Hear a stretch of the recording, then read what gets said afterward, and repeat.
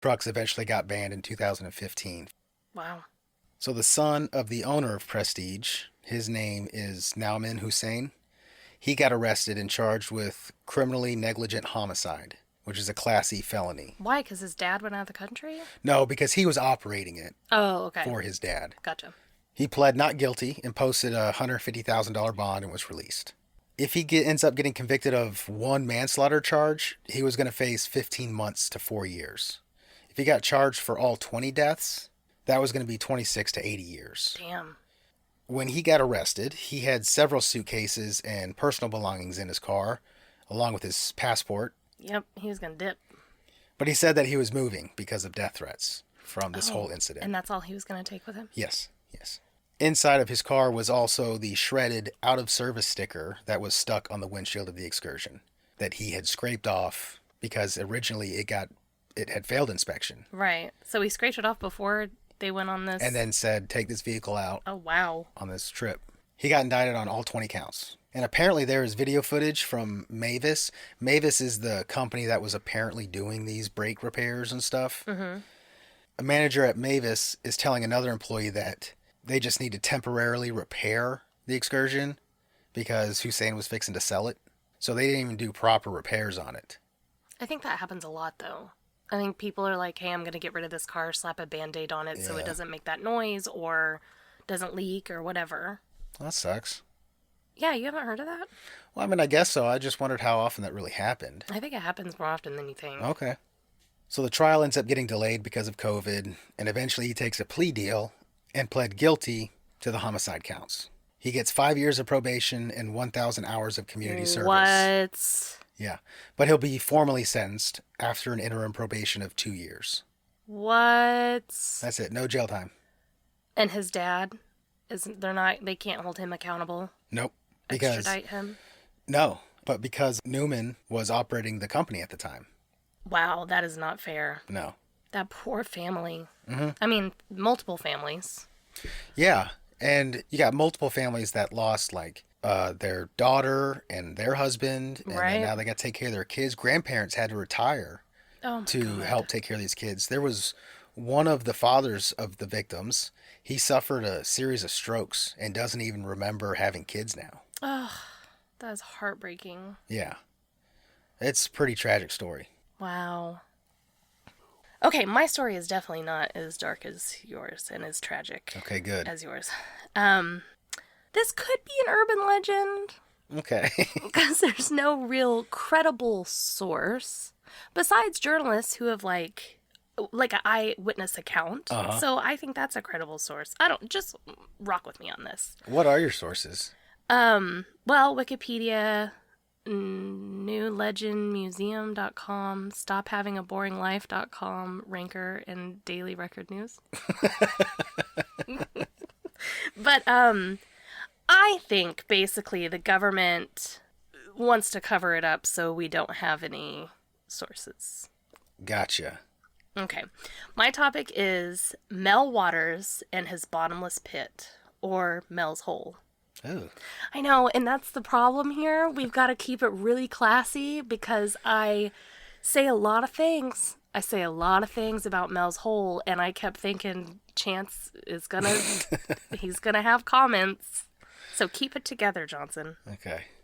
All of this starts in February of '97 when a man named Mel Waters calls into a radio show called Coast to Coast AM. Ah. Have you heard of that? Oh, yeah. What? Yeah, Art Bell. What? Yeah. Are you serious? Yeah, absolutely. It said it was a nationwide, like, really... Yeah. How... Okay, rewind. Have you listened to this show? I have at times before, but it's on, like, super, super late, and it's an AM channel, and... Oh, my God. Yeah. I'm a little blown away by that. Yeah. Yeah, I had no idea. Apparently, it's, like, really popular, Mm-hmm. and it's all about paranormal type shit. It's a lot like it can turn into, like, a Reddit forum, basically. Yeah, for that topic. And they take callers, and callers ask questions to people. And then you just go down these rabbit holes. Right. But a lot of it is these random callers, their accounts. A lot of these random callers are straight assholes, man. Because I listened to, like, a couple of the things that the Mel was on the show. And so I listened to a little bit of that. And these fucking callers, man. Yeah. They say some dumb shit. Yeah.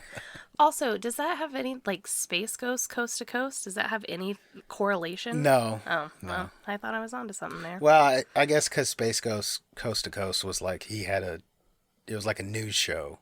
Oh, I've never... That him and his guys ran. I don't know. I knew it was a cartoon. I didn't know anything else. Okay. Yeah, I had no idea. Sorry about the details. So anyways, Coast to Coast AM, hosted by Art Bell, paranormal weird shit. Mel calls in, and... Well, let me take it back. He didn't actually call in. He faxed the show. It's 97. Right. We don't do email. No. We do faxes. He faxes the show, and he says, hey, listen. He writes this whole letter saying, I've got this thing on my property. I've asked a lot of people to help me, but people think I'm basically, like, blowing smoke up their ass, so I need help. And you're, like, the only person I know that would even consider what I'm saying. Yeah, this is right up his alley. Right. So Art Bell calls Mel to ask what the hell's going on. You can actually play the audio. Coast to Coast AM has their own website. And you can go back. You have to subscribe. Yeah. It's like $15 a month. Ugh. I love you guys, you listeners, but I'm not paying $15 a month so I could listen to this. I've read a transcript. So he starts explaining that there is a hole on his property, and it was there when he and his wife moved in. The previous owner was an elderly gentleman who said that the hole had been there the entire time he lived there, which was about 30 to 40 years. Okay. And he thinks that the hole was there before the town ever was created. Gotcha. So initially, Mel uses this hole as basically a landfill because he notices that his neighbors are using it as a landfill on his property. Oh, well, that's a little fucked up. Yeah, in fact, the entire town would use it just to throw, like, bulk trash and furniture and shit in. And when they were constructing, like, buildings, any leftover construction debris, they would throw into this fucking hole. Because you know how the country is. There's not a trash service. That's hard to say. Like the city. So you either burn it or bury it, or you have to, like, drive it to the nearest landfill. Yeah. Well, having this hole on Mel's property, everybody just used that. Mel said that there was probably about 20 families that used it regularly for their trash dump, and they would even dispose their dead cattle or other livestock into it. Oh. Yeah. And that got Mel thinking, you know what? People have been throwing shit down there for decades, and this hole isn't filling up. And this dead shit that's going down there doesn't smell. Yeah. Like, there's no flies hovering above it, nothing. Okay. Okay, so just to give you a visual, it's 9 feet across in diameter. Okay. It's a circular hole. I guess, I just assume all holes are circular, but I guess you can dig them any shape. It's 9 feet across, and you cannot see down to the bottom, obviously. Right. There's a retaining wall made of stone around the inside that goes 15 feet down. Okay. So it was constructed. Right. It's not just a random hole in the earth. Right. And this is on, like I said, Mel's property in Manastash Ridge, Washington, which is near Ellensburg. That's like I don't know anything about it, but that's like the nearest, Gotcha. I guess, larger town for someone anybody out there knows. Yeah, that lives in Washington. And his land is pretty flat. From what I can see in pictures, it's just kind of like a barren wasteland with, like, shrubbery. Oh, okay. It's not even green. It's more like dirt fields with, like, some shrubbery. Does that make sense? Yeah, that reminds me of my grandma's place up in Utah. Yeah, and it's flat as far as the eye can see, and then this random hole. So after having this epiphany, Mel decides that he's going to do everything he can to try to reach the bottom. That sounds dangerous. Right. He does some crazy shit in the beginning. Like, he makes a couple of homemade bombs, throws them down there. Okay.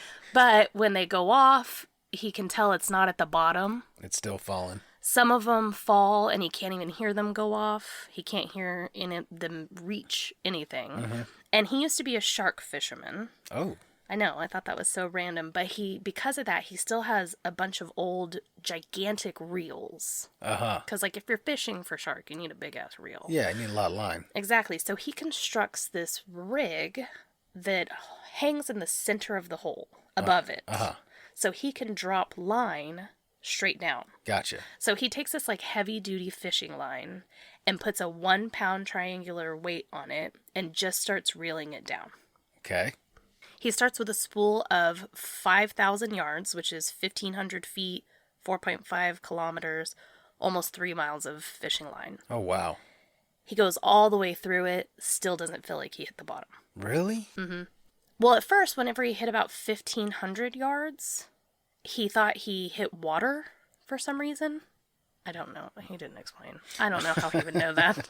So he reeled it back up, but it wasn't wet. Gotcha. And just to make sure, he taped some lifesavers to the bottom of it and lowered it way back down and then pulled it back up, and the lifesavers had not dissolved. He said that was an old fisherman's trick, which I don't understand it, but let's go with it. Okay. Well, like I said, he eventually drops the entire 5,000-yard line down and still believed he had not hit bottom.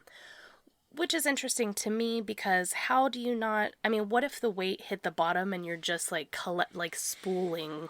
So, him being a fisherman like that, I figure he has a feel for the line or whatever. Yeah. And you would be able to feel when something stops. Yeah, that's what he was kind of trying to explain. Like, there's Yeah. no slack in It's the all line. feel. Yeah, there's no slack in the line. You can tell there's tension on the line still. Mm-hmm. He tries shining a super powerful flashlight into the hole, and he still couldn't see the bottom. He couldn't see any trash piling up in there. It was just blackness. Weird. Yeah, he said there's also no sound when you yell into it. There's no echo. Ugh. There's nothing. And this is like shortly after moving in to this place and finding this hole. He's borderline obsessed at this point. Yeah. Which, well, I would be. Absolutely. He also notices that the radios that he brings to play while he's lowering the line near the hole. You got to entertain yourself. Yeah, experience a bunch of static and then start playing songs that are like 50 years old. Ooh. I know, creepy. He said that when metal got near it, it would... I don't know. He said change. I don't know if he meant like oxidize, like rust, or I don't really know. But he said the metal, like the coins he had, would change near it. They would change like from quarters to dimes. Yeah. Losing money. His wife at the time worked for a university, so he reached out to the geology department for help, but nobody was interested. He decides that he's going to start asking around the town. So every time he sees someone come out and use it for like a trash dump, he meets them out there. He walks out there and he asks, like, how long have you been doing this? Do you know how it came about? Who built that fucking retaining wall? And he's just curious. Well, this is what he learns. Everybody has something to say about this hole as soon as he starts talking to people. Okay. Yeah, because he's the new guy in town. Right. One man said that his dog had passed. He was a hunter. It was his hunting dog. And his dog had passed, so he had put the dead dog into the hole. Uh-huh. And several days later, he goes out to go hunting again. And as he's out there walking in the fields or wherever the fuck he was hunting, his dog runs up next to him. Same collar, same dog, same tag, everything. Really? Mm-hmm. And the dog continued to live. Huh. I wonder if maybe that was like a family dog and it died. He said he threw it into the hole with the collar on, though. You're thinking they did like a switcheroo, like a goldfish? Yeah, I got a new dog and told the kid. No, he threw the collar and everything down there, he said. Okay. Other neighbors said that they had seen a black beam shoot out from the hole during the day, just for a random couple of seconds, flashes of a black beam. I can't even imagine what a black beam looks like. I think maybe like smoke, but... That'd be like, weird. Tight? What am I saying? Like like a form of smoke. Okay. That doesn't work. Other people told him that, like he had heard from the guy before him, the hole was there before the town was ever created. They think it belonged to an indigenous tribe that settled the land before it was colonized. And they're the ones that built the retaining wall. And before it got dubbed Mel's Hole by Art Bell, the town called it the Devil's Hole. Ew. But the most common thing that people shared with Mel was that animals would not go near it. So Mel kind of put this to the test. He grabbed his dog, tried to walk him out there. About 100 feet before the hole, he said his dog planted his feet in the ground and would not continue walking. Really? Yeah, and he said this is a dog that went with him everywhere. He also noticed that they had put some barbed wire up around the entrance of the hole, and crows birds would not land on the barbed wire. They wouldn't even fly above this thing. Really? Yeah. That's spooky. So he lowers that 5,000 yards of spool down and decides he's